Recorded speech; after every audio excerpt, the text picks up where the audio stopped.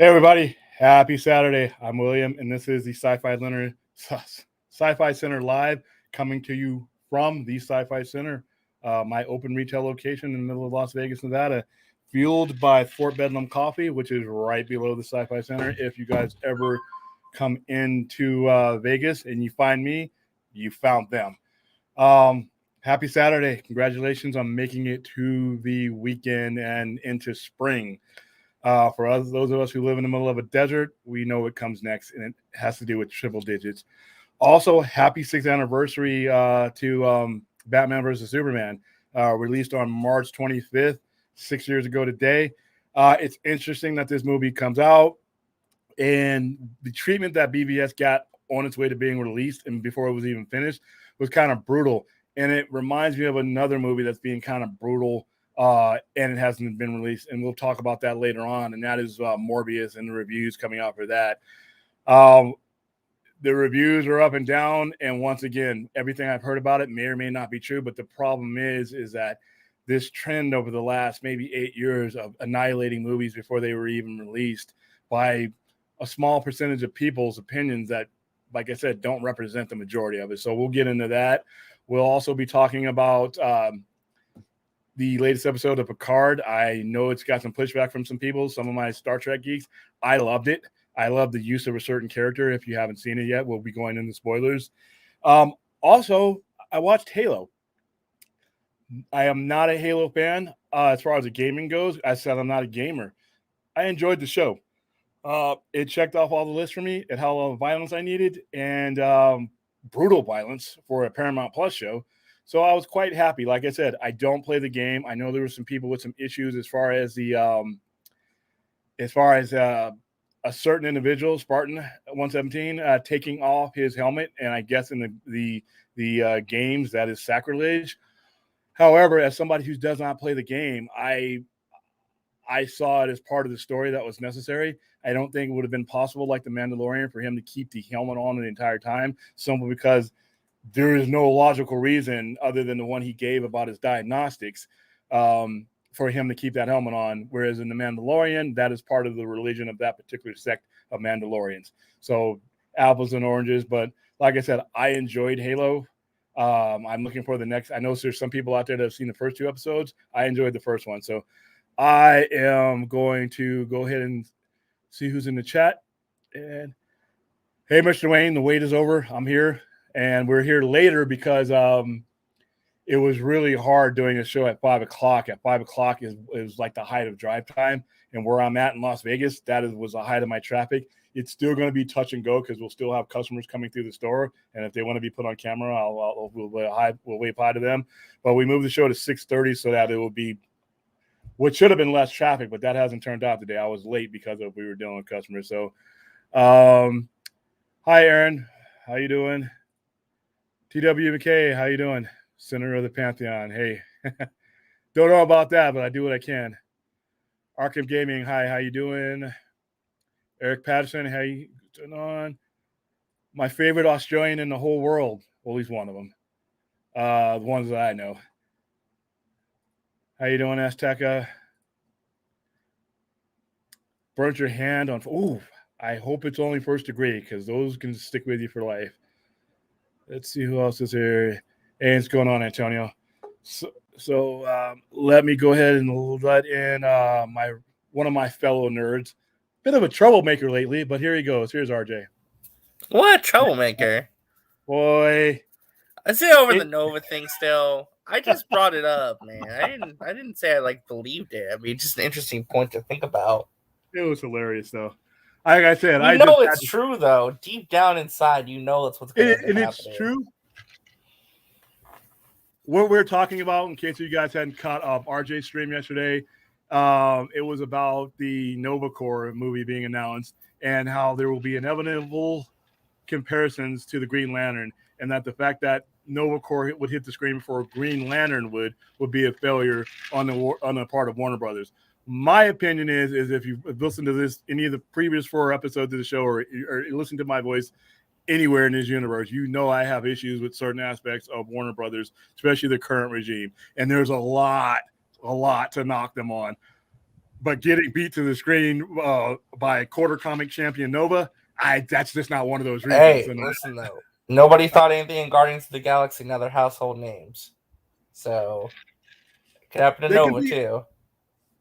I don't think, and I'm not saying it won't be a success, but what I am saying is that if I'm somebody who's working out the schematics on a Green Lantern show or a movie, I'm not worried about Nova in the least, simply because you're the Green Lantern. There is just name value, legendary name value, and for that reason, I want all these things to be done right. I don't want any rushing. I'm happy. It's bittersweet that we're getting these delays, because I think you need to stick the landing on the Flash. I think you need to stick the landing on not just that movie, but the entire atmosphere.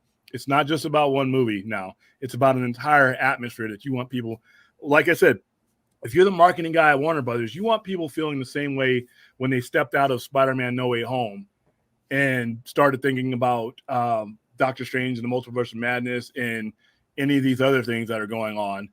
That's what you want when I step out of the next DC movie. And right now it's just not there. You don't want it to be like Morbius, where they spoil the entire movie in an interview with the magazine before it comes out. Yeah, and we were gonna get to that, but let me bring that up. Yeah, because there's I got some mixed thoughts about this whole Morbius thing. I'm still gonna go see it. Has there ever been a case where like a movie studio like spoils a movie like directly on purpose in like an interview, letting everyone know what's going on before the movie even comes out? Sony a bunch of times. I mean, dude, they did everything but basically bring No Way Home to you on a cassette tape to watch it. I mean, or on a DVD. I mean, they are I truly believe they're mismanaging their live action Spider-Man stuff really badly at this point. Like listen, I enjoyed the first two Venom movies, but structurally it's a mess. Like structurally it's all over the. I don't think there's clear leadership. I think it's becoming like Warner Brothers 2.0 in a lot of ways, which is never a good thing. Well, here's the thing about this, and I've heard all this stuff about, and I've heard the reviews, which mean, I'm sorry, I've learned my lesson when it comes to critics. Oh no, I agree. I'm not saying we take the reviews at face value, but it's just like you spoil the entire movie in an interview to like try and build hype, but you just confirmed all the bad rumors that made people upset. There's something missing here for me. There's something missing, and what I'm hearing, I feel that there's a gap in between what I'm hearing, what I'm reading, and the plausibility of what more than likely would happen in regards to none of this makes sense. Nothing that I've heard on its face value, true or not, makes any sense. But I think with this movie, they just don't care if it makes sense. I think that they just want, like, literally the budget's $75 million. I think they realize they have a stinker here. They just want to pump it and dump it out. It's just like, yeah, whatever money we can off this, just let it be. We'll fix it later, kind of deal. Well, this movie's already been done for quite a while too. I mean, I know that's what I'm saying. Like that's what makes it even worse. I think they just realize like there's no fixing this movie. Just release it and let's get whatever money we can before Sonic comes out. How much will the Spider-Man IP is way more valuable than the Sonic one? You think they would give a little bit more regard to that. How much is this? This is a legit question. How much of this is the fact that they have to do a lot of realigning for a movie that was made before some of the movies that are much bigger and much more intricate and much more involved came out? How much of this? I mean, because this movie was supposed to come out. Wasn't supposed to come out before No Way Home? It was supposed to come out before Venom 2 even. This is supposed to be out, I think, in like January 2020, I believe. And they got pushed back to October 2020. And then they got pushed back to, what was it? January 2021. Or no, January 2021. Then it got pushed back to January 2020. I don't know. It's had so many releases at this point. It's ridiculous. How much of the storyline would have to be realigned for a movie that was done for movies that are coming out now? Well, see, that's the confusing part, because based on what they're saying, this movie takes place after No Way Home, which that makes it even more confusing because it seemed like originally it was set before. So do they retool things in the time that they pushed it back via reshoots? Maybe, I don't know. And another thing, and I was listening to the show, another show. I was listening to Jarbo's show. He brought up a variant Spider-Man as far as could this be a Spider-Man, a variation of a Spider-Man that we know, but not necessarily a Spider-Man, and that is what's going to be the center of their universe. But that See, would there's be so so much I don't confusing, know. though. That'd be like, here's the thing, though, right? They had such an easy path forward after No Way Home that you drop the ball this badly, it's almost confounding. They had the easiest layup dunk to ever do. They literally got past the ball and were about to score the game-winning dunk, and they're tripping and falling flat on their face. It's really so simple. It's so simple as to what they should be doing, but they're not doing it. That's what baffles me. There's just so much that doesn't make sense from what they've shown versus what I'm hearing. And like I said, I've been burned. Unless something happened in the editing room, I don't know. Well, like I said, it's just there's just so many gaps, and I've made this mistake before responding to things like this, and I end up I literally lost a bet and put on a jackass head. That's how bad I got turned. So I'm being very cautious until I see the movie. Yeah. Some of the reviews I've seen, listen, I understand some of these guys, it's their stick to do certain things a certain way, but when I hear your pretext to what you're saying, some of the times I'm like, I just need to click X on that, and I'm like, you came into this, not every critic, some critics come into things with a preconceived notion, and that's not just with this movie. That's happened with critics, and that's happened with some fans. And I've tried to do my best when I hear these things to take a step back and understand, because like I said, this is what connects me to BBS. It's a movie that we help promote, and we were gearing up for a promotion before the movie was even done, and we had people destroying the movie that they hadn't even seen yet, that there was no way the hell they could have seen yet. Yeah, we had people ramped up and amped up against this movie before even the pre-screenings were starting. And I think the problem there is, no matter what the movie is some of these weaker-minded companies end up changing their trajectory based on these things instead of just sticking to their guns and following out their plan. It's become that kind of environment to where it's like, we're destroying these movies before they even get out. Well, and then you got the, Yeah, and that's what makes it even more confusing, right? Because it's like they blinked. I think Sony blinked really bad because, again, all the stuff leaked from the the press event in London, right? We started hearing about the post-credit scenes. We started hearing about the cut scenes with Michael Keaton, all the Easter eggs. Then all of a sudden, I feel like they blinked and realized, oh, crap. Everyone's talking about our movie, but not in a good way. We need to get out ahead of this. So let's just do an interview at Cinema Blend where we literally say, yep, all this is true, but don't worry, guys. We're going to clarify some things. That way don't worry. There's still a good future post this movie. We have a plan. Don't worry. It's got a question. It's weird, though. I've never seen the studio try this hard to sell a movie like this. When it comes to post, because I've been to press screenings where there were post-credit scenes in the movie, but we didn't get them in the press screening. Or we got one and we didn't get another. Is there – what I'm reading – and like I said, I shouldn't be reading this, but when something makes sense, my experience is that something is missing. When something makes sense that should and that did before it, and it suddenly doesn't make sense, that means something's missing, or I'm getting things out of context. I'm being given information out of the framework that I will see this in when I actually, go to an actual legit front to back screening. And I have that happen multiple times, and stuff that I've actually been involved in, where we went to a thing and then we sat there waiting for a post-credit scene. We got nothing, or we got one, and then we found out from somebody else at a later on screening that there were two more post-credit scenes. There was a mid-credit scene, an end scene, and I'm like, well, wait a minute.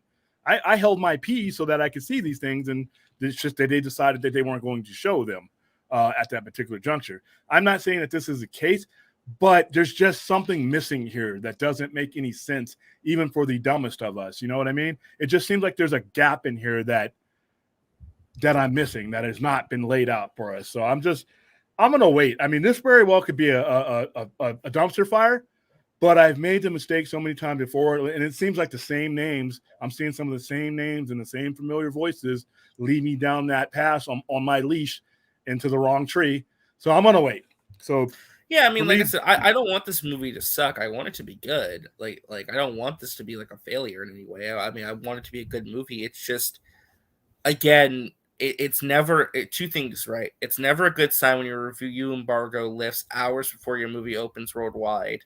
Two, it is bizarre and confounding to put out a major piece where you're marketing basically saying, yep, here's all the spoilers for the movie a week before it opens. So you know what you're getting. Don't worry, everything read online is true, but don't worry, we got a plan, guys. We know what we're doing. It's okay. It's just really weird. I've never Something's seen anything missing, man. like this. That something's missing. And like I said, I'm just saying, like, why put you out an generally interview don't, like but that? Why do that? Yeah. Film studios are doing some dumb things these days. Why put out a silver rule for some movies that you're not going to release that year? You know, things that never happens. Well, it's bad management at the end of the day. It's bad management, and it's a lack of confidence in your product, I think. And boy, there's because if they were so confident in the movie, even if all these leaks came out, they wouldn't be blinking and be like, "Oh crap, the house is on fire! Get the fire extinguisher." They'd be like, "Nope, it's fine. The rain will come. Wait till opening weekend. We'll talk about it then." Well, and we're also talking about a movie that costs nothing to make, relatively. That is true. Yeah, really, and people got to listen. It's going to turn some kind of profit. It will. It really, why it doesn't? I mean, because guess what's going to happen? And people will say, no matter what a dumpster fire it is, when they put it on demand and then they put it on whatever, they're gonna recoup pretty much everything. I guess even on the worst case scenario, say it makes $30 million.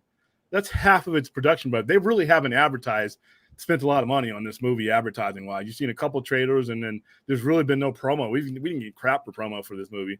But so it's you really can't say that they spend $100 million on advertising. There's no way that they spent. So they're probably as close to that $70 million as possible. So if you make $30 million, which would kind of, even in post pandemic, be kind of sad, but that's still half your production budget.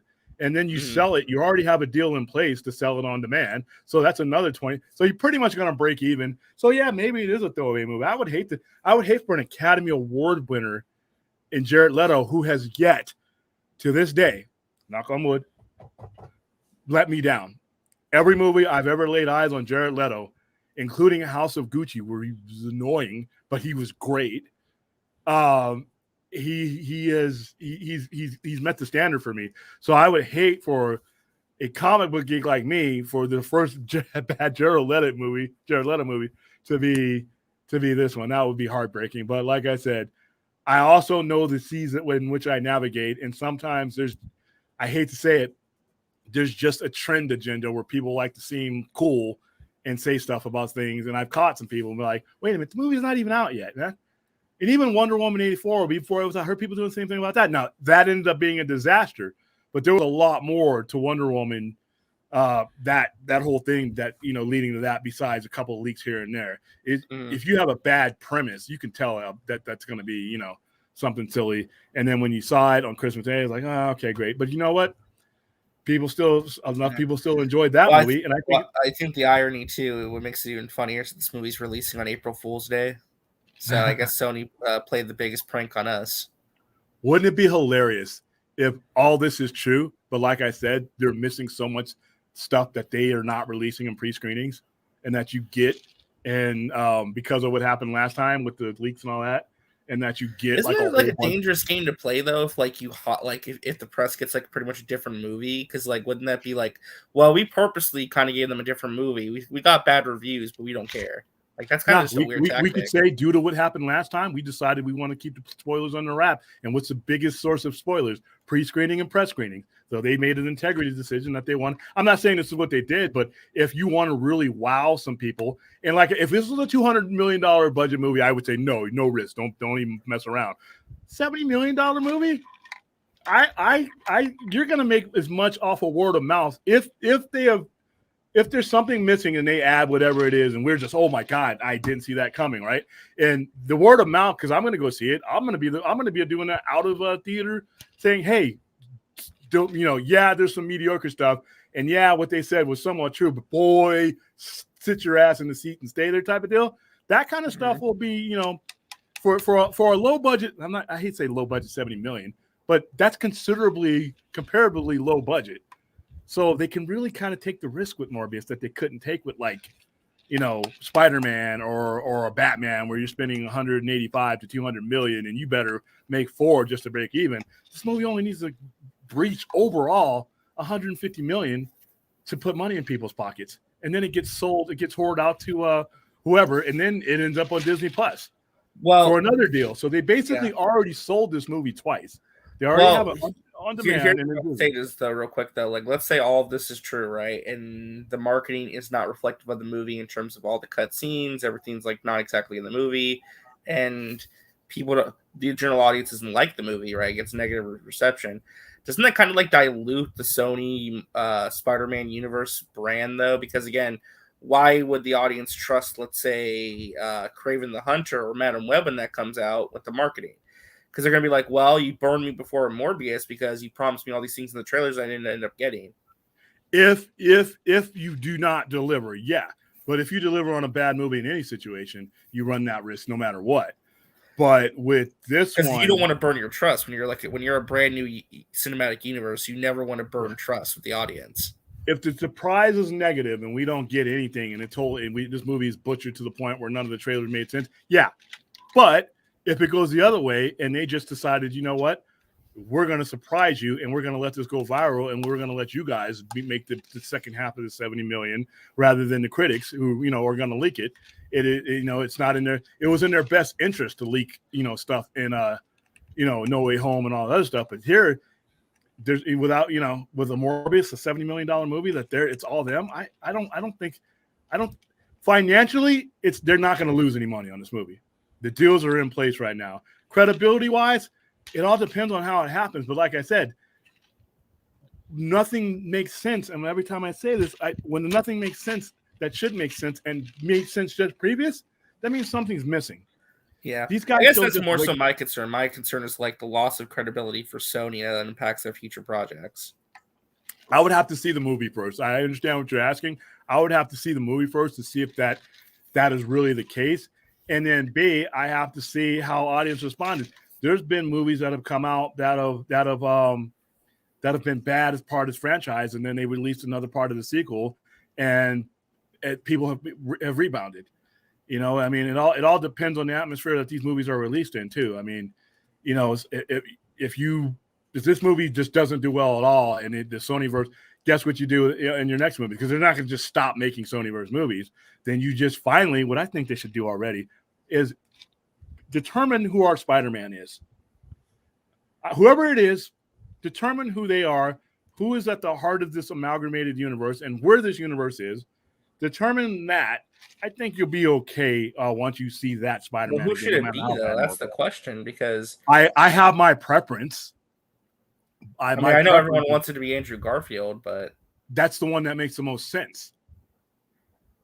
For me, makes the most sense. Well, can he commit to like a long-term project like that, though? I thought he moved on another part of his career, though.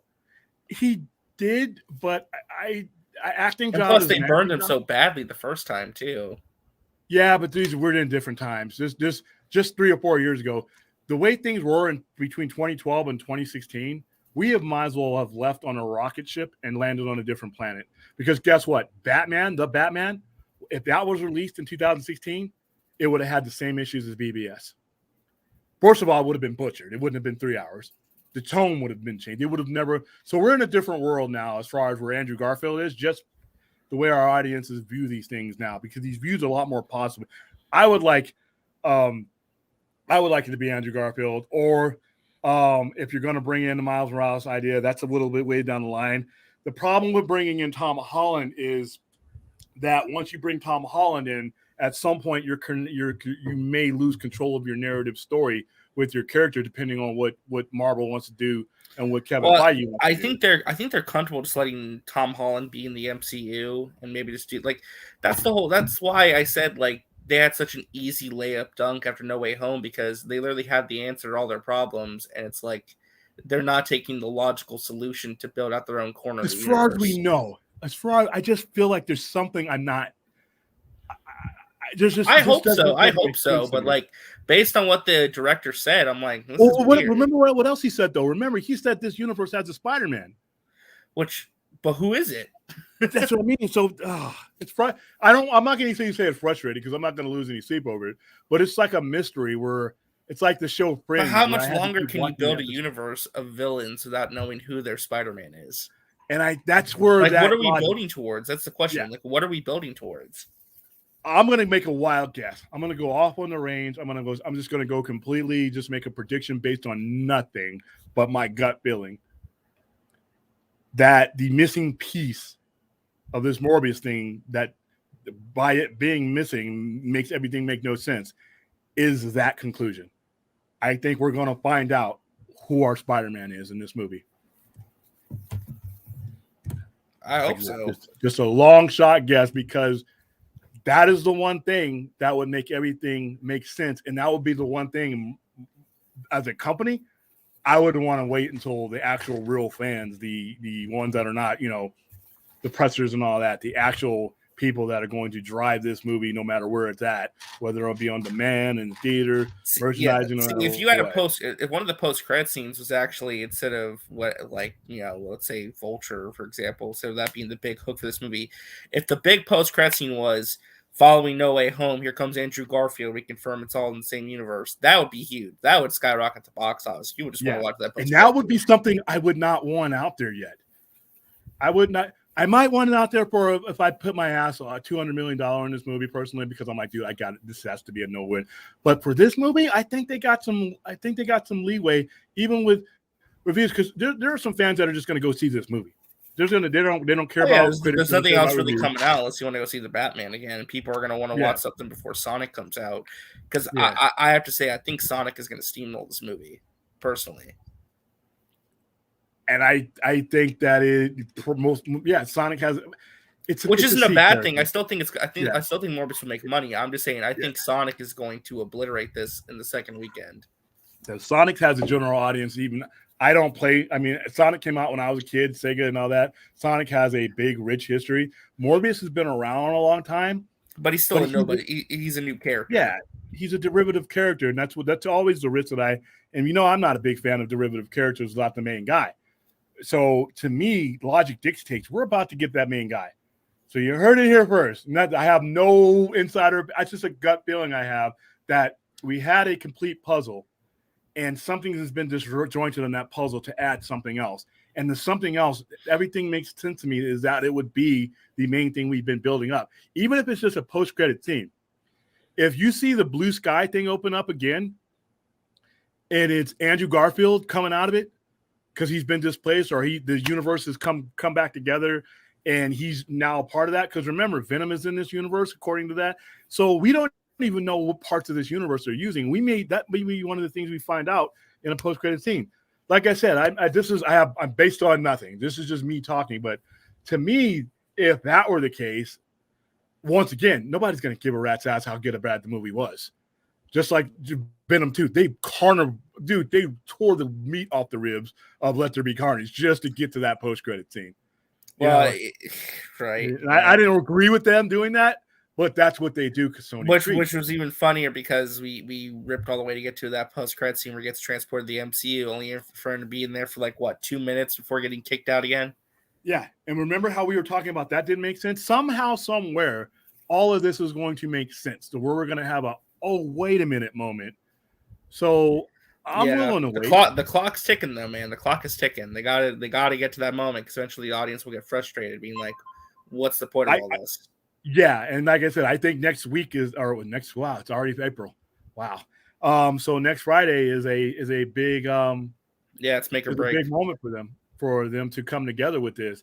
I think there's something in there that the critics didn't see, because like I said, I have literally sat in screenings where they didn't have stuff that the guy who went and saw the movie just 3 days later had.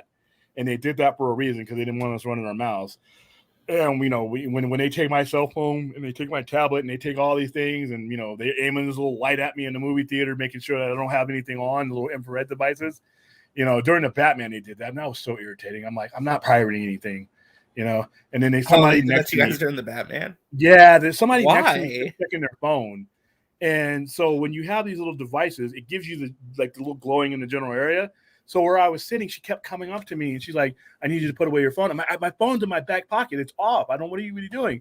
And so she's like, gave me a dirty look. She went back down again. And the guy did it again. And I couldn't see him, but it was somebody after the movie that told me that's who they were going for. But you were in their line. So yeah, these movies, they really do go through a lot to make it to where, sometimes they give it to you, sometimes they don't. But if it's what I'm thinking, and it's what I'm thinking, and like I said, this is just unsolicited me thinking, then that's something I would not want to give out to critics. That's not something I wouldn't want misinterpreted.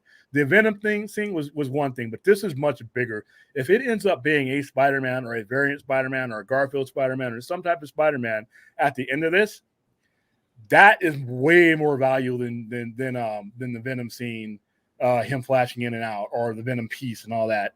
And that's because that makes so many other things make sense. So there's a chance that could be the case, but then there's a chance that this will all be 100% correct, and it's been disappointing. Like I said, it would. I just don't see. There've been times where Sony has missed a ball, but this wouldn't be just missing a ball. This is just something missing to me. I mean, usually when they've done things I didn't agree with, everything was there, and I just didn't agree with how it turned out. Something's missing here. Something is missing that just puts everything together for me. And so we just got to wait, man. I mean, we got 7 more days? Actually, we got 6 more days. So I think I'll see it. I'll probably see it at one of the late night screenings.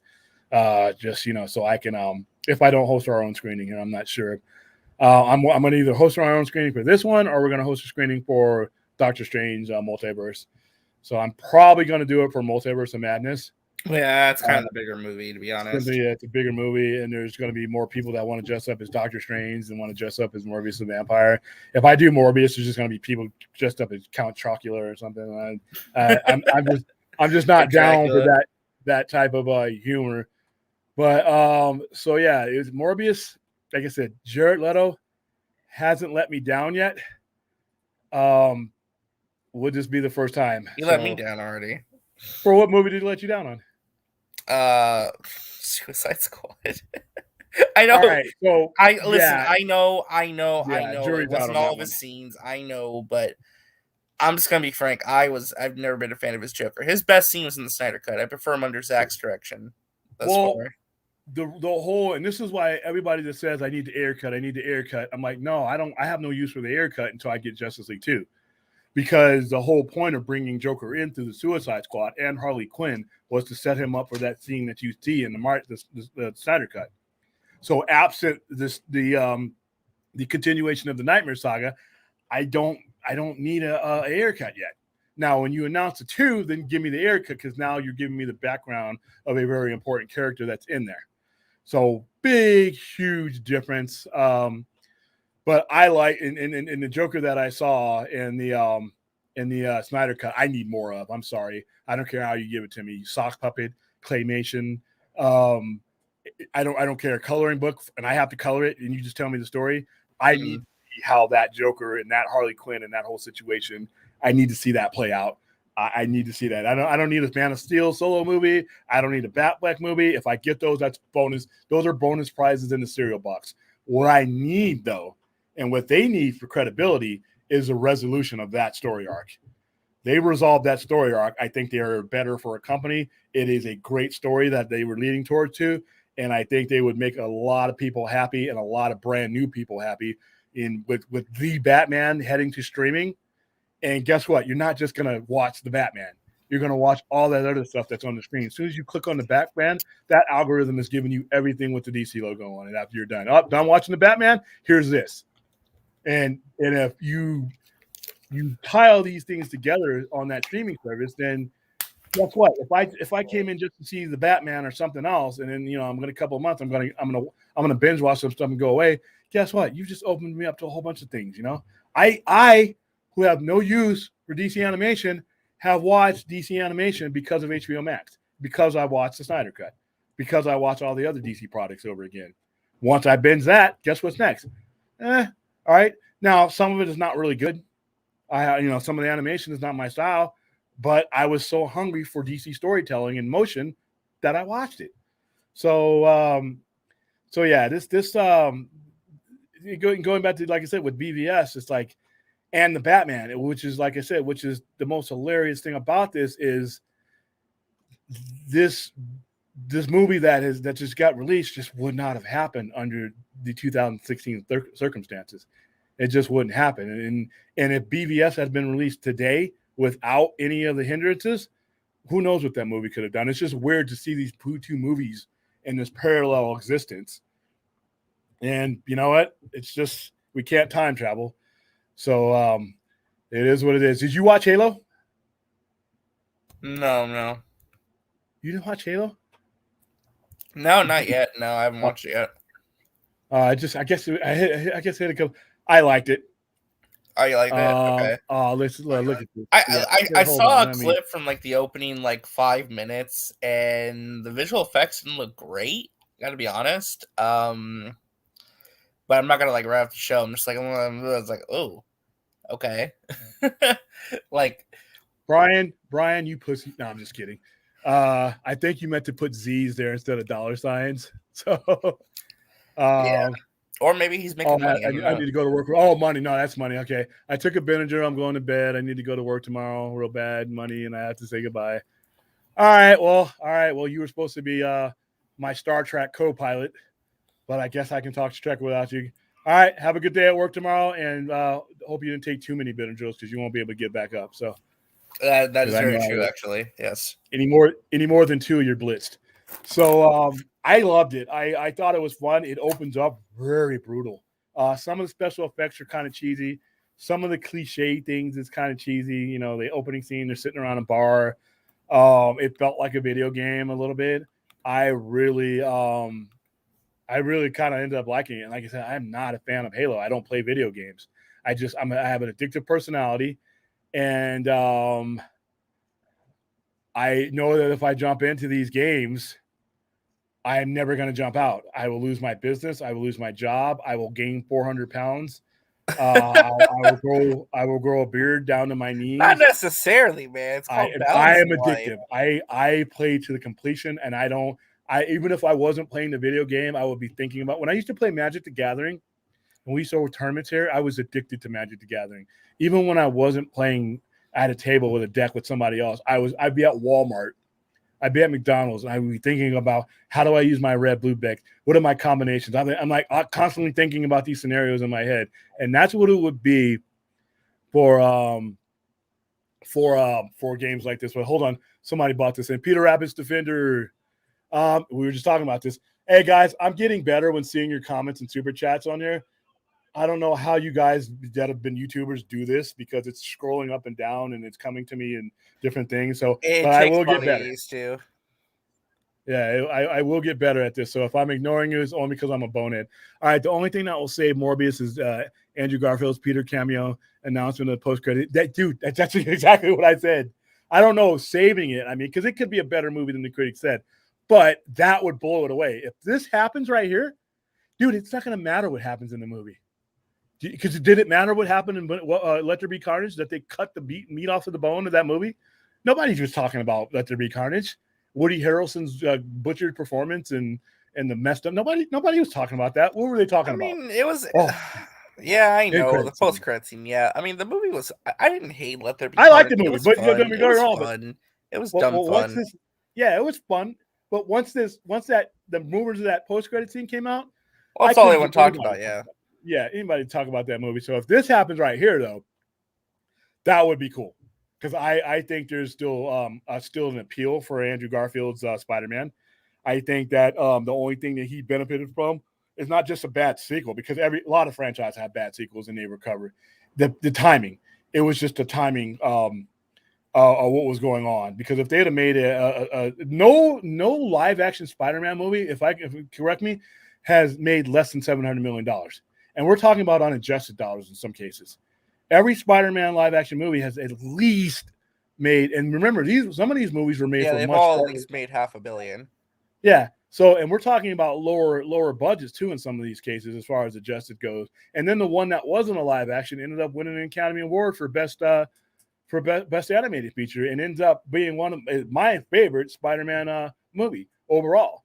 So, like I said, there's something missing here, and I think this is something like this is missing. Something of that level is missing, and if it's not, then yeah, it is a dropped ball. But I just can't believe that there's things are it's like a fluid situation where things just aren't making sense all of a sudden, and it's like, wait a minute, what was the trailer? Why did you do that? That's like that is a Warner Brother type thing to do, to not be ready, but they haven't been that way. You can make any criticism away what you want how Sony's handled their Spider-Man product, but clumsy hasn't been it. Clumsy is not the word I would have used in any of these. And you are what your history is so far. And like I said, clumsy hasn't been part of the history. You may not have liked certain movies, certain aspects of certain movies, but there was nothing clumsy about it. This would be clumsy, and people just don't change their spots overnight. So something's missing. I hope it's something big and positive, because I would love to walk out of that theater blown away. So I'm gonna go for that. So let me scroll through here and see who, because like I said, people ain't gonna come back and watch my show if they figure I'm ignoring them. Okay, this and Toby and Marek will be replaced by Emma Watts. She will report directly to. Have you heard anything about this, or is this somebody messing with me? No. Yeah, I was gonna mention. So this came from Reddit. People thought it was a confirmed thing. It is not confirmed. It's just a rumor. There's like a Reddit post. They broke down the rumored hierarchy changes at Warner Media Discovery. So Emma Watts is, explain to the audience who Emma Watts is, because I had a different name that might replace him, but Emma Watts. Well, that's not a name that's at the top of my brain. Emma Watts she used to run Paramount, I believe. Yeah, she resigned her post as Paramount's motion picture group president. This is back last year. So it looks like she's leaving Paramount. The rumor she might be going to Warner Brothers. Okay. I'm just now hearing word. Thanks, Mr. Wayne, for putting our heads on that one, because like I said, there's also the article where they said that after the merger is complete, AT&T will have absolutely nothing to do with the new company whatsoever. Yeah. They're pulling out completely. Yeah, and people kept telling me that they're going to remain, they're going to be in control. I'm like, dude, no. And then they're going. Remember the previous article where they're going to go. Right now they'll have 13 seats on the board, and real quick that's going to go down to 10, and then that's going to keep going down. So, thank you, Mr. Wayne, for that info. I'm going to do some more research on that, and like I said, we're starting to see this. April 11th is coming around real soon. 2 weeks from now, we're going to be talking about a lot of different things, and I think a lot of it is going to be good. No, my drink is not medicated. I don't know what you're referring to, but this is a hot pink lemonade. There is no liquor in here. There is no Benadryl in here. It's just pure caffeine. Are you sure that it's not pink because the Benadryl? No. I would never liquefy Benadryl. When I take Benadryl, I need the full damn pill. You can't be cutting it. It's not like heroin. You can't be diluting the Benadryl. Anthony Beltray. Should I be reading this in your accent? Okay. William, Morbius is the first Netflix deal. Yeah, see, so right there, and I don't know what the dollar amount. I think we were talking weeks ago. I thought No Way Home was the first one with the Netflix, or is it No Morbius? Way Home was on No Way. Oh, what is? I thought No Way Home was in demand, but we could be both wrong. But I know there's a deal. Oh no, I think it's Stars. The cable network Stars. I think it's Stars. That's probably right. You're 100% right. So I don't know what the dollar deals are for these things, but they're significant. And you realize on a $70 million movie, like I said, I don't think you should just throw away a movie. But the pains aren't going to be as bad when you've already pretty much pimped out your movie twice over. Because right after it goes from Netflix, it goes to Disney Plus, and somebody's getting paid there. So, and then we're going to go see the movie. Enough of us are going to go see the movie to where, fortunately, these are when you make a cheap movie, you can lick your wounds a little bit smaller. But let's all, like I said, I think we're missing something, but we'll go back to that and say, hey, Krypton's core, how you doing? Your Krypton is not blowing up over and over again. That thing drives me crazy. All right, make a series about the heavily referenced and the thing you legally can't adapt. Amazon. All right, I'm in no context for that. I'm probably going backwards here. Hold on. All right, Sony is a walking L. That's Anthony Bante. I took a Benadryl. I'm going to bed. Hey, Russell Wilson, passing the goal. No football, Antonio. Okay, I'm just Yeah, you do have a $2 super chat. Where are we Towards at the here? bottom, the Okay, very bottom. boys, this is. You know what? She made the offer, and if you're listening, Stella, I accept your offer because I'm screwing this up. William, do you cameo in Shazam too? No. Are you sure? This is the face barely for YouTube. Would you pay money to see me in You a could be movie? like a background extra. Oh yeah, I could be a guy that gets like one of the people that gets killed that falls out of the bus. I've never done any acting whatsoever, to be honest with you. I So mean, no, dude, don't need to do any acting. Just show up on set. Like they'll pull that's true, you huh? in and just be like, "Hey, we need a background guy here." I've actually had people film movies here, and I've been in the background running my store. So I guess I count as a credit. Am I drinking Pepto Bismol? No, it's pink. Yeah, it's pink, but it's not something that's. I'm not constipated. So, hey, Keely Chow, how you doing? Let's see. Venom 2 is fun, but the mid credit scenes is that's pretty much what they got. That movie. Not necessarily because it made more money because of that, but it was gonna make a certain amount no matter what.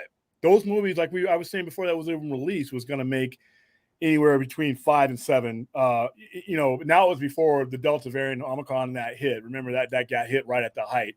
So, and they were thinking about moving that movie, and they ended up releasing it when they did, and that might have cost them a little bit.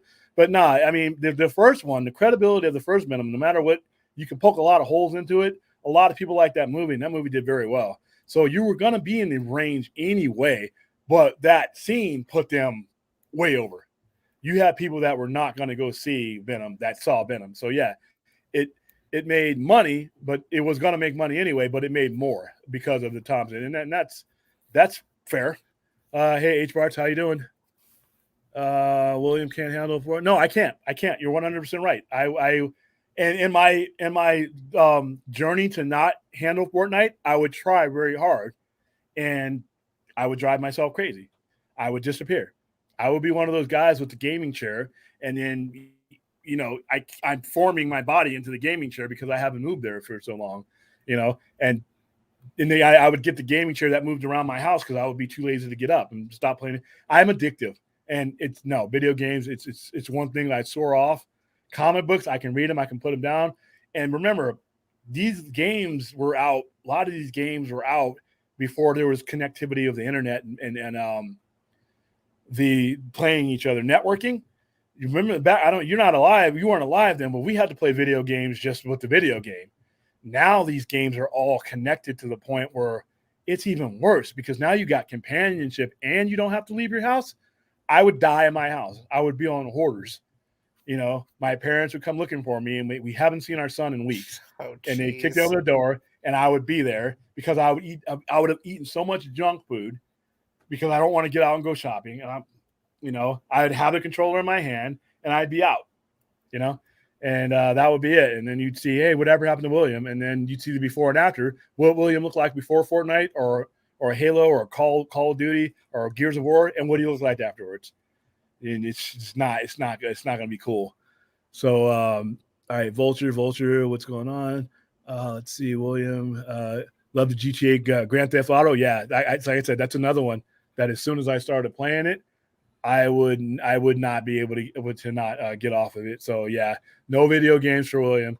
So there's some other topics on here that I wanted to jump on. I know we got Halo. Do you watch Star Trek? No, not yet. No. Man, what the hell's going Well, on here? I've watched I haven't watched the newer stuff. Let me clarify. I haven't watched the newer stuff.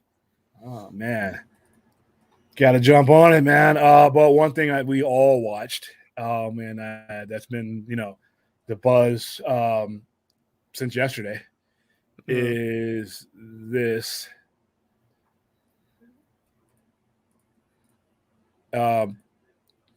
And obviously, I know you were talking about it before somewhere else. What do you think of this scene with Yeah, this Barry Keegan very is the very Joker. disturbing Yes, Joker? yes. So yeah, I woke up in the middle of the afternoon. I saw it was posted because they've been running that Rada Alada website, which is great for that's where they announced the Riddler comic. That's where they announced a bunch of stuff. Um, they've been teasing that they were going to release this for a while now, so it's cool to finally see it. After watching it, I think it was tremendous. I loved it. I thought it was extraordinary, but I'm glad it wasn't in the final movie. I'm Agreed. perfectly fine with this being cut. I think it made sense for it to be cut. Yeah. I really like it. I think it's really cool. I think that the Joker looks absolutely terrifying. I really love what they're doing with this version. From what we can see, I really like Barry Keoghan's performance. I love his laugh. I love how hyena-esque it is. It's very creepy. It's disturbing. It's disgusting. It's uncomfortable to look at. So that very instantaneously makes it a very different kind of Joker than what we've seen before. But I think the conversation is a bit too expository in nature. I think it kind of just is like, oh, Joker basically tells Batman everything about the Riddler that we already found out in the third act by Riddler and Batman's interrogation scene, right? Yeah. We kind of didn't need it to happen twice. And I mean, really it's a quick too. really good scene. I love the dialogue. Like, I love the dialogue, the conversation where he's like, "It's been our 1 year anniversary." And he makes a joke about, "Oh, all you brought me was some papers." Really cool detail too. This got noticed on Twitter. So when he gives Joker the files to read, there's a paper clip. When he gives them back to him, there's no paper clip. So he took the paper clip. Yeah, so he'll escape, and he looked very creepy. It reminded me a lot of Silence of the Lambs. It reminded me a Oh lot yeah, of yeah, very Hannibal Lecter esque. uh, Very Hannibal and Lecter esque. I thought that was a good thing. I love the scene unto itself, but I understand and I do agree with them taking it out of the Yeah, theater. it takes away from the Riddler stuff at the end, Yeah, in my and opinion. like I was saying before when I listened to somebody else talk before, and I agree with them about I didn't really need the scene that they gave you, but if they were going to put them in, they would need to put in both of these so that end scene would make sense. Otherwise, it just doesn't do anything for the I movie. think the end scene I feel like still made sense in the context of the movie because again, the end scene you couldn't take out that Joker scene because that's the end of Riddler's arc, right? Because he's traumatized, he's upset that his plan didn't work, he feels all alone, and here comes this other guy in the cell to say, "Hey, you need a friend. Here I am." You know, I just thought it was out of nowhere, and if they were going to put you, to me, it could have been all or none. So take them both out or put them both in, because to me, this scene right here made more sense with that. But I agree with this being taken out. This was very chilling though. I could watch this by itself without the context of the movie, and I'm okay with it because it was done so well. But it didn't fit with the final edit of the movie. It didn't fit with the way the story ended up shaping up. So I am happy that they kind of put it out there, but I am open minded. I am open to seeing where this Joker goes. This Joker looks chilling. This Joker, all the other Jokers menaced me. mm. This Joker, I would be It looks afraid that scary. yeah, Like that's something that interesting stood out to me. Like the other Jokers were menacing. They had like a menacing, well, except for Jared Leto's Joker, which I thought was absolutely terrible. But we'll talk, you know what? I, Well, I, hey, bye, I, RJ. No, I'm just kidding. no, I really did not enjoy his Joker. Like I said, his best stuff was in the Snyder Cut. A lot of aspects of that characterization just never worked for me, never clicked for me.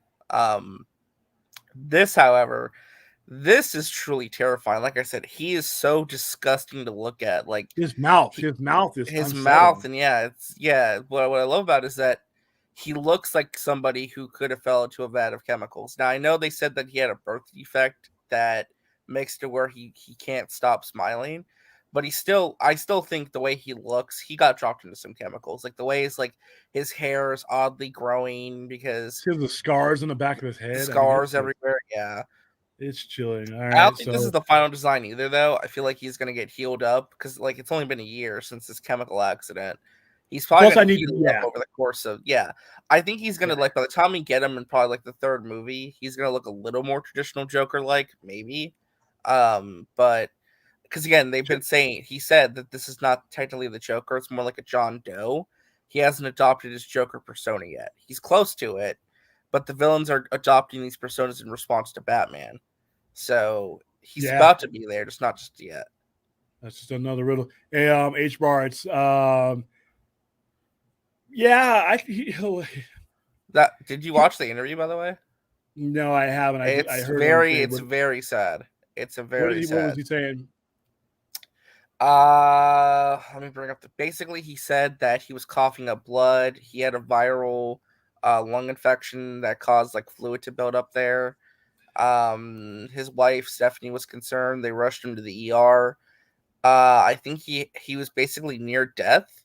He went in with like a certain oxygen level. He had like 12% oxygen left in his body. He was like so close to death, and he had like the cardiac issue. They had to put a defibrillator in his chest, and Wow. he literally physically cannot wrestle anymore. I'm And he looking was at just something going right off now. like he's literally said like he wasn't for sure if he was going to wake up to see his daughters when he got home. That's how And to be bad it honest with was. you, Triple H should have been retired about 8 years ago. I know he's in good physical Both condition. both him and Undertaker should have retired after that WrestleMania match where they fought each other with Shawn Michaels as the guest referee. That was I that went to a that should have been the to get end. that head out of my head. That match happening, the Undertaker streak. I will never forgive the WWE for the Undertaker streak not ending with the second Shawn Michaels match. I will never forgive them for the horrible booking at the end of that match and then having it end with Brock Lesnar and then Brock Lesnar disappears. But as far as Triple H goes, Triple H should have not, after 2010 or so, when he was an executive and he was set for life. See, these other guys don't just do it because they love it, but they do it because of, unless you're one of the top guys, you have to keep wrestling until you drop. You don't have health insurance. You don't have a lot of these things. So you have to, in order to keep your status of life, you have to keep going as long as your body will allow you to. That wasn't the case for Triple H. And Triple H knows more than anything with this body. I know he loves it, but Triple H is 50-something years old. He's older than me. So he's seen what this generation of wrestlers that came before him are going through. There was a meme. Well, he also kept doing it because he kept like the idea was that if you get a match with Triple H, like you get like the biggest push, like you're getting like really put over. Like look what they did with Seth Rollins or Roman Reigns, how big of a deal that was. Though the Roman Reigns thing was a disaster because I was just like WrestleMania 32 is like despised as like one of the worst WrestleManias ever, especially in one of the worst main events of all time. But if you don't have to do this into your 60s and your 50s, if you don't have to break 50, don't do it. They're killing him of damage. That well, look at Shane McMahon. They still keep rolling out Shane McMahon because you need big, recognizable faces. That's why Undertaker kept wrestling even when he was so broken. I just don't. I don't need another meme with a group of wrestlers that did make it to 70, and I don't need to see him as part of them. You know what I mean? I'm still upset that they dragged out Shawn Michaels out of retirement for that crappy Saudi Arabia match. Oh, dude, the Saudi Arabia thing is because there's just so much money in it. That's why they do it. So it is. It's well, they did Undertaker versus Goldberg, and Undertaker almost died. Yeah, and he would still do it. He's so loyal to him that if Vince said, "Yeah, I need you," he would probably consider it. I'm like, dude, don't. Michelle McCool needs to tell him, no, we got kids, we got your health. I want you to be able to walk around. I don't want you to be sitting in a tub of ice until you're 60. I think he's truly done, though. I mean, once they induct somebody, and like they said, once Undertaker goes in the Hall of Fame, he's done. So I hope that's the case because, like I said, I am tired. So many of the people I grew up with are not here anymore, and most of these guys would have been in their 50s. Only two of them, Roddy Piper, and then and Dusty Rhodes, I think, broke 60. If I'm there's probably more, but right now those are the two. This was not a sport for old men. Now things have changed and things have gotten better, but guys, and when they do these high spots and stuff and the chair shots, yeah, thank you for giving it your all and entertaining me, but at the same time, I want to go to see you at a show, and then not have you being willed into there or not have you there at all because you're not there because you're dead. So it's not worth it to me. Michelle Marourke. Hey, Michelle, nice to have you back. I hope your daughter is doing better. Cool. So, all right, good. I hope everything. Hi, guys. You guys have a nice day.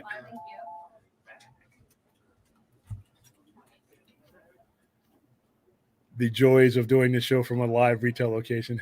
yes. But it is what it is. This is the slot I have. So, no, it's not good. Yeah, but like I said, Enosh wants me to turn the camera on some people sometimes when I'm doing it, but I don't have my camera set up. So, like one time, we're literally talking comics, and I had to go mute, but we were literally talking the same stuff that we're talking on the show, but I didn't have the camera turned around, and that person wouldn't have minded. But yeah, I got to get I got to get a final setup. I'm building the Star Trek section that will actually have a new studio in it, so that it'll be the lighting will be right, the camera, the ring lights all set up, so I can just go in there and sit down. Yeah. Right now, I'm in my counter area. Yeah, I know everyone's waiting for your what did you think of Star Trek segment? All right. Let me get the screen back up here because let me get Picard because Picard was the only one now. Discovery is done. Which was this episode controversial? There was some mixed things in this latest episode. Okay, so all right, spoiler alert, everybody. It's the one directed by, like, the last two episodes are actually directed by Leah Thompson, which is cool. Yeah, I enjoyed them. I enjoyed this episode. All right, so spoiler alert. All right, so I'm going to give you guys 10 seconds, and if you don't want to hear, I'm not going to remember any of this when I get to it, so it's okay. You can spoil. All right, spoiler guys, warning. Seconds. Spoilers. 10, 9, 7, blah blah blah blah. All right. So Guinan is in here. A young Guinan is in this show, and a lot of people young Guinan, and played by actor. DH Whoopi Goldberg. No, they actually got a different actor to play her. Oh, okay. Who looks and sounds like her, so that may have been part of the controversy. I didn't see anything that controversial. A lot of people, there was an immigration-based storyline. People thought that might have been preaching or too woke. But if you're watching Star Trek and you're worried about wokeness, stop watching Star Trek because it's been woke since '67 or '60. You know, come on, it's been groundbreaking since then. And it's always in the '60s they were talking about the Cold War and they were talking about racism issues and they were using Star Wars as a metaphor for it. So if you have an issue with Star Trek being woke, it's time to turn the channel off and go on to something else. As far as Guinan's appearance in there and her being played by a different actor and her not knowing Picard and all this thing, I didn't have an issue with that because there's an ongoing story being told that we don't have all the pieces of. And I think with Star Trek, more than anything, people are not patient enough to let the storyteller tell their story. It is a story arc that is being told. Not everything is in front of you yet. If you want all sensory overload, then go watch The Witcher, I guess, and to where you get all 8 episodes at once and you don't have to really wait. But there's a story being told here, and she's part of the story. And at a different point, 400 years before Picard would have met her. So I didn't see with the controversy. I watched it just recently. I didn't see the controversy. Maybe I was thinking of a different episode. I could be no, because I've heard people having issues with this episode. Is there anybody in here that did anybody watch it? And what did you guys see anything that was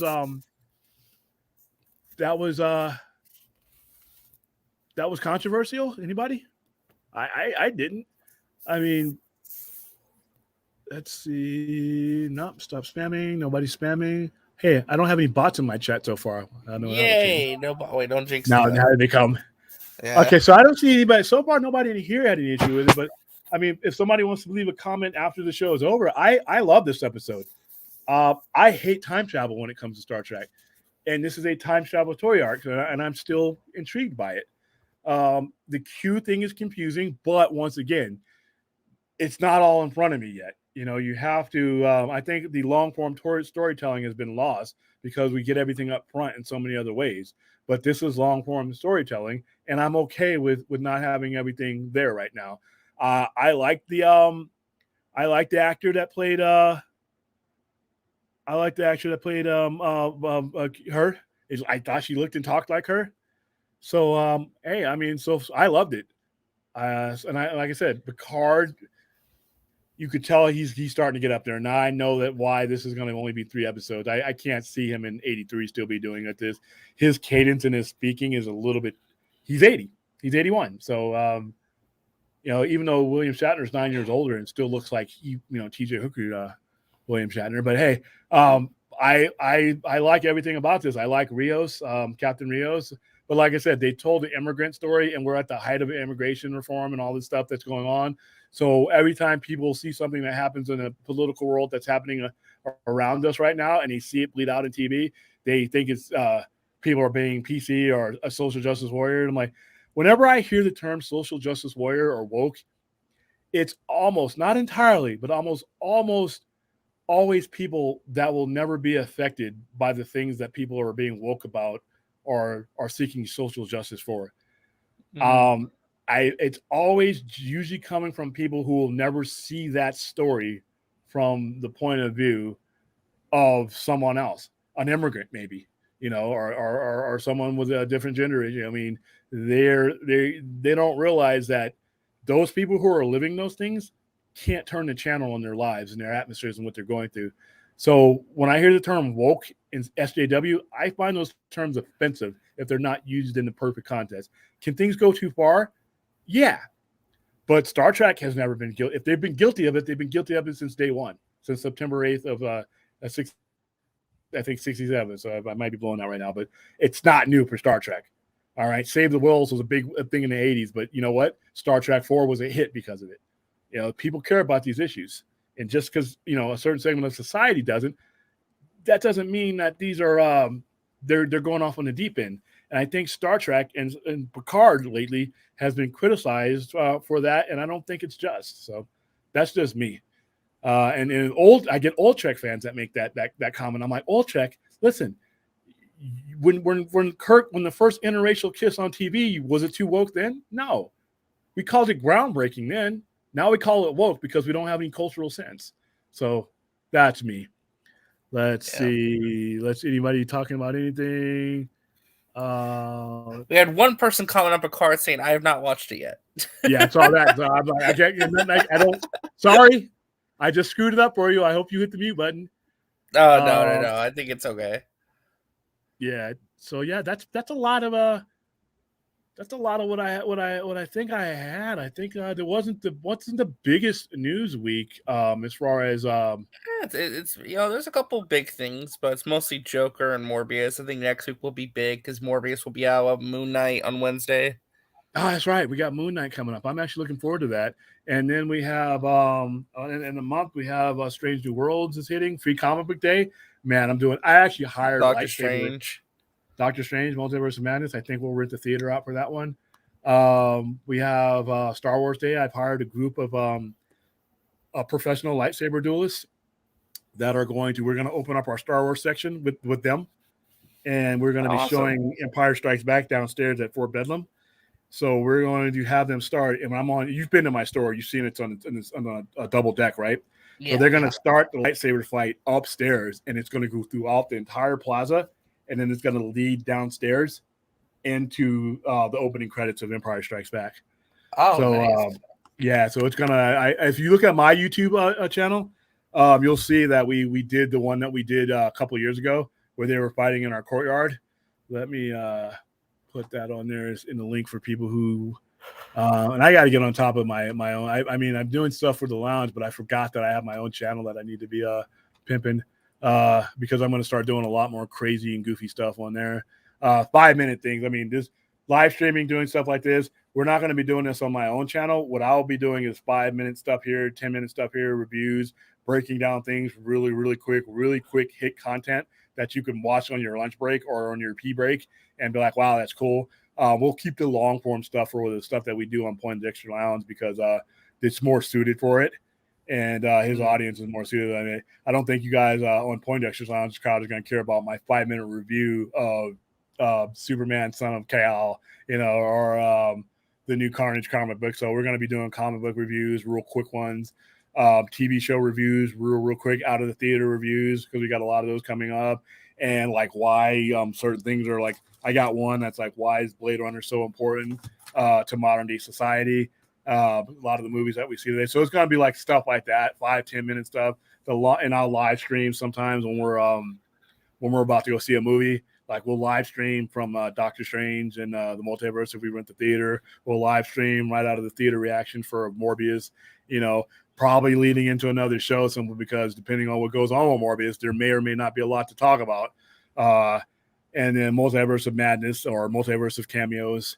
So that's gonna be a lot. I guess everyone and their mother is gonna be in this movie. Fred Sanford's gonna be in Multiverse of Madness, I guess, with the Junkyard. I mean, there's just so many things, and I hope that the cameos don't overtake the story. But so far, they've known how to handle their product to the point where they haven't cluttered it up completely. So we're just gonna have to wait. So Triple H paid his dues. Yeah, Triple H. Anybody that's wrestling in their 50s right now has paid their dues. Unfortunately, for most of those guys who are not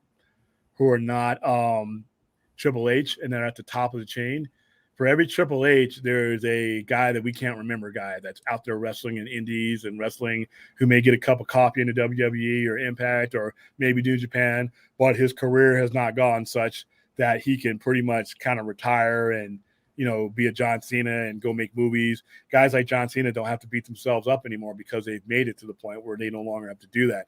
But that's like 3% of all wrestlers. You know what? John Cena, Steve Austin, these are guys that are in the upper atmosphere. But the rest of the guys are going around doing house shows, doing indies, on the road 200, and that has a bad effect on your body. So congratulations on, but even still, Triple H had to reach a health crisis to say, hey, this is enough. And he's a guy that did not have to be this way. Triple H was set. Triple H is set, but he's addicted to the game. So like I said, I wish him the best. I hope he lives a long, happy, healthy life. And here's another one. Jim Hellwig died right after being inducted. 3 days later, he's on Raw the next day, and he's dead 3 days later. 54 years old. Yeah, that was tragic. 54 years old. That is just not. These are just not things that should be happening. The British Bulldogs are one of my favorite tag teams of the 80s. Dead. Half of the Heart Foundation dead. Both Board Warriors dead. I mean, I'm like, none of those men reached 60. So, and they all died of issues brought on by that hard life. And I know I enjoy wrestling, but I don't enjoy hearing about funerals for guys that are not old. Scott Hall was not old. British Bulldog was not old. Neither one of them were old. Ultimate Warrior was not old. So, yeah, man, that's always gonna bother me. But hey, thank you, RJ, for this is probably the only time you're gonna be on screen and you haven't caused trouble. No, I'm just kidding. Great. See what happens next week. You never know. Yeah, next week, and I'm looking for you to. If you're not causing trouble next week, something's up. Because there's gonna be a lot of trouble to cause next week. But yeah, show everybody where they can find you. They're not reading the screen right now. Oh yeah. Sorry. I was like, what did you say? I was like, yeah, no, if you want to follow me, it's Resident Justice, Twitter, Twitch, Instagram, YouTube, all that good stuff. I'm pretty much around everywhere. Everyone knows where to find me. Yeah, and you can find me. Listen, I'm not a big Twitter guy. I'm sorry, all you guys that have been messaging me lately. I only check my Twitter to get links from these guys when they put stream stuff out. I don't have the Twitter thing, and I see what people go through on Twitter, and I've decided to be a Facebook guy. It's better to live in your Facebook or better to live in your Twitter Instagram stuff. Guy. But if you Google the Sci Fi Center, you'll find my website. And on my website, the sci-fi-center.com, you will find all of our social media. Yes, we have a TikTok page. We don't use it for what you're thinking about now. I will not dance for you, but we use it for to advertise the store. I just put my link in the chat room. You can find me on Poindexter Lounge, probably more than I should be, because the other night I was not meaning to jump on. I forgot but Silent Scotty was bringing up some really cool stuff to talk about. And I'm watching Picard, and I have Poindexter Lounge in the background, and I'm like, I'm not jumping on today because if I jump on, it's going to be 2-3 hours, and all of a sudden it's 2-3 o'clock in the morning. But they were engaged in a very, very well thought out conversation, and I just had to jump in. It called to me, and right. I was there. And so yeah, when you see me on there, sometimes I try to like measure myself because I don't have a lot of energy anymore. I do this show, I run the center, I do my own thing outside. We have live events, so I'm trying to wean myself off and take a Benadryl that forces me to go to sleep instead of hanging around with Enosh all night. So I don't think it's working. All right, but you can find me at the Sci Fi Center. Google the Sci Fi Center. If you come out to Vegas, let me know. Let me know that you watch the lounge. Let me know that you watch this show. Let me know if you see me anywhere. And then I'll automatically have somebody that's on a high end of a topic that we can possibly talk to. I try to have the same discussions with you guys that I have in this store.